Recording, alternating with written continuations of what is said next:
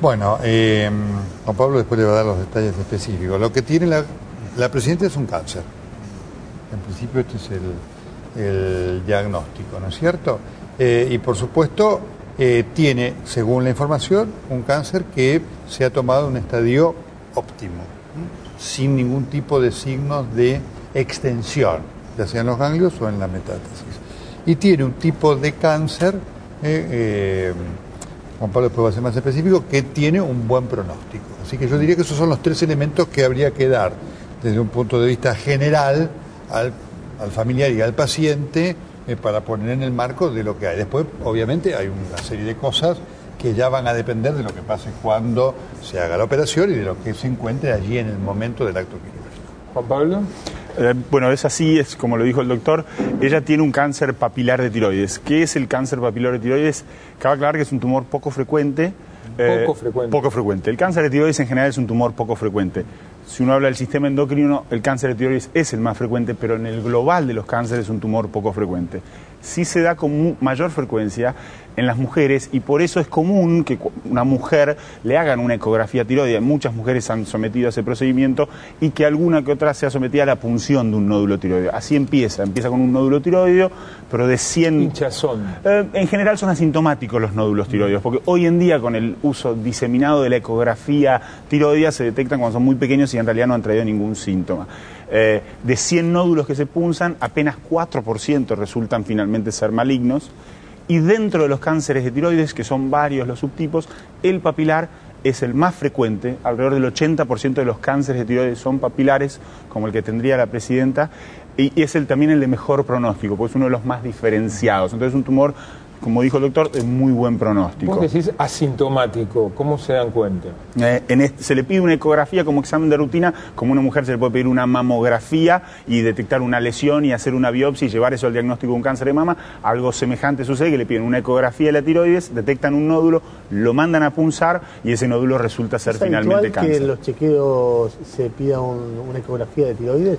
No siempre. Yo te diría que no es habitual. Algo, digamos, se ve que hubo algún celo médico. Acá hay dos hipótesis que no sabremos, digamos, si esto fue un celo del médico presidencial por ir un poco más de un chequeo de rutina, o había alguna cosa en la salud de la presidenta de la República que lo llevó al médico a decir, bueno, vamos a ver qué pasa con la tiroides. En este contexto, digamos, si uno ve para atrás como posibilidad el tema de las hipotensiones de la presidenta de la República, tan duraderas, tan frecuentes, tan rebeldes, es decir, hipotensiones que le llevaban más de 1 o 2 días de recuperarse, uno en retrospectiva puede decir, bueno, una patología tiroidea de este tipo que produce una disminución muchas veces del funcionamiento de la glándula tiroides pudo haber tenido que ver con esta patología. Es una posibilidad que hoy uno ve en retrospectiva. ¿Cuál es la función de la tiroides?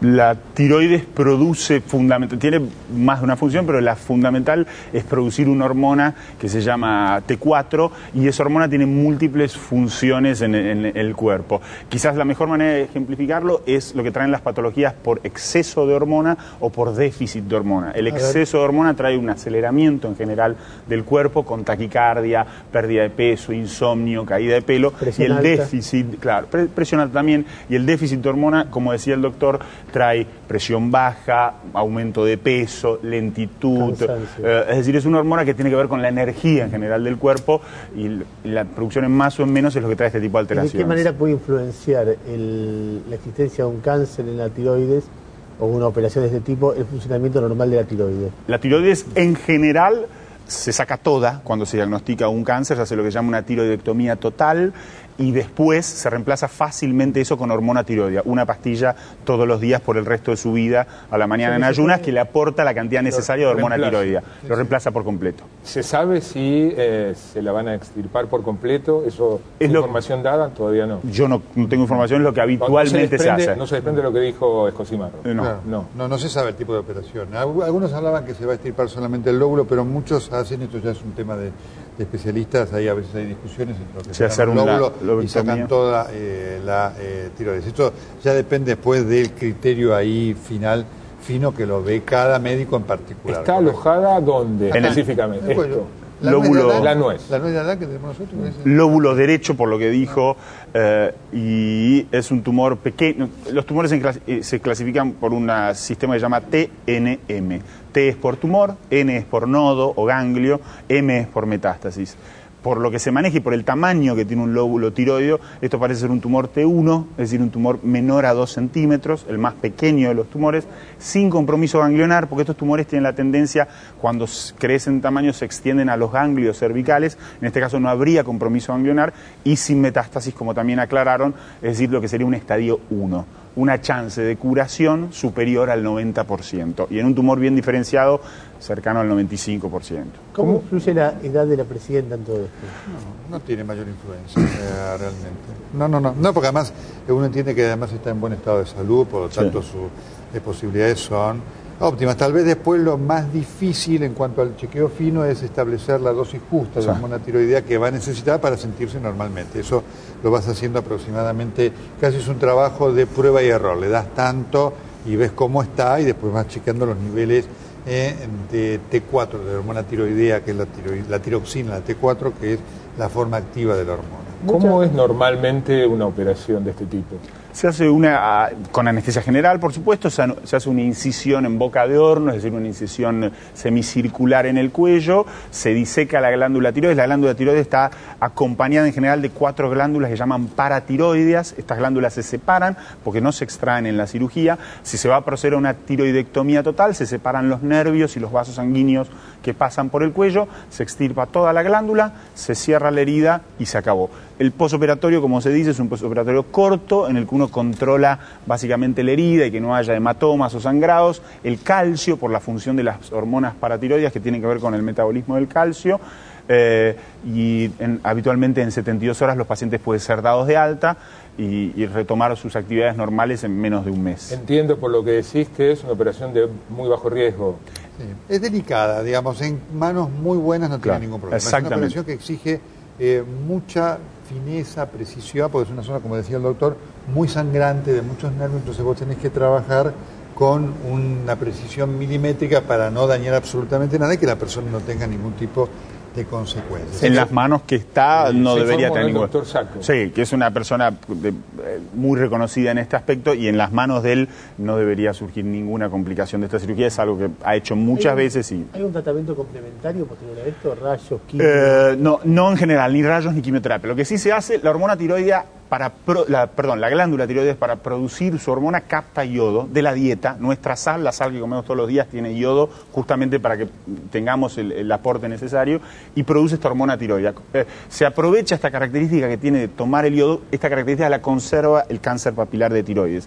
Entonces se utiliza una sustancia que se llama yodo 131, no es más que yodo marcado radioactivamente. Esa sustancia se inyecta por vía endovenosa a posteriori de la cirugía y se pudiera haber quedado algún resto del tumor en algún otro lado, en el lecho o en algún otro lado, en general esas células captan este yodo, brillan y uno las detecta con un estudio de imágenes.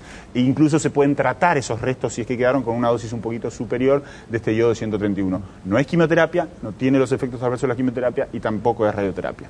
O sea, esto debería dejar como secuela únicamente una cicatriz. Exactamente. Y la necesidad de tomar una hormona tiroidea y regular esa, como dice el doctor, que esté en niveles hormona tiroidea. ¿Alguna hipótesis de por qué la elección del Hospital Austral? No, la verdad que no lo sé. Supongo que esto debe ser de una elección del equipo médico de la unidad presidencial, que deben conocer al especialista que va a trabajar allí, ¿no? Así que eso ya depende de la unidad médica presidencial, que en general se ha manejado con instituciones privadas durante todo el periodo de los Kirchner, ¿no? Hace un ratito, cuando prestamos el programa, Sloto contaba a todos los líderes latinoamericanos que padecen de cáncer en estos tiempos. Dilma, Lula, Chávez, bueno, ahora Cristina. Uribe tiene todavía una queratosis actínica, que tuvo aparentemente, que es una afección precancerosa, que tuvo aparentemente algún tipo de reactivación con los fenómenos de estrés que él sufrió durante la presidencia. Uribe, Lugo. Sí, claro, por eso sí. Sonó un montón. Y uno lo ve en la vida cotidiana de todos nosotros, que es como si fuera contagioso. Uno diría que es una plaga o algo que no tiene cerca parientes, amigos, enfermos o curados, o algunos han fallecido. ¿Qué pasa con el cáncer? Bueno, hay una realidad, ¿no? A ver, ¿se descubre más o hay más? Bueno, se descubre más, pero hay un elemento muy interesante, digamos, dos cosas para marcar. Hay una rama de la medicina hoy de mucho auge, de mucho desarrollo, que es la neuroinmunoendocrinobiología, que estudia efectivamente las relaciones que hay entre los factores de estrés, los oncólogos lo manejan mucho esto, y la baja de las defensas, que tiene mucho que ver, tanto para la aparición del cáncer como después para los tratamientos. Y obviamente el estrés hoy que se vive y que vive el poder enferma, no es un dicho que el poder enferma. El poder enferma. El poder nomás. ¿Cómo? No se puede, no, bueno, muchas otras cosas, pero digamos, el poder tiene esta característica, digamos, muchas cosas cotidianas enferman. El poder marca un nivel de tensión de todas maneras casi supremo, te diría superior en relación a muchas cosas de la vida cotidiana. Y tiene su costo, No es un dicho solamente que el poder enferma en el medio de las tensiones que enferman, por supuesto. Yo creo que la respuesta a tu pregunta es muy compleja, porque se piensa que cáncer es una sola enfermedad y claramente no es una sola enfermedad y que hay que analizar cada caso en particular. Se combinan muchos factores. Hay tumores cuya incidencia y prevalencia aumenta claramente. En cáncer de tiroides, puntualmente hablando, se dice que hay un aumento de 240% de la incidencia de cáncer de tiroides, por motivos no del todo conocidos, porque el principal factor de riesgo para tener cáncer de tiroides es ser expuesto a radiaciones ionizantes. Quizás el